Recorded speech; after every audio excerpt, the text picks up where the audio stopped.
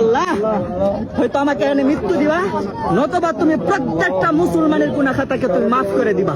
আবার গিলাফাত ধরে বলতেছি, আল্লাহ তুমি প্রত্যেকটা মানুষকে হেফাজত করো।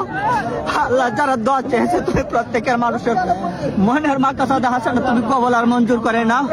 ইয়া আল্লাহ তোমার ঘর কাবার ঘরে খিলাফত ধরে বলতেছি, আল্লাহ তুমি প্রত্যেকটা মানুষকে তুমি মৃত্যু দিও না, যতক্ষণ পর্যন্ত তোমার ঘরে এবং তোমার বন্ধুর ঘর পর্যন্ত সে আয়সা সালাম টুকু না জানাইতে পারছে। আল্লাহ আমি জানি তুমি আমার হজ কবুল করতেন আল্লাহ, তবে আমার বিশ্বাস এখানে আল্লাহ একজন ব্যক্তি আসছে, তার হজ তুমি কবুল করবে আল্লাহ।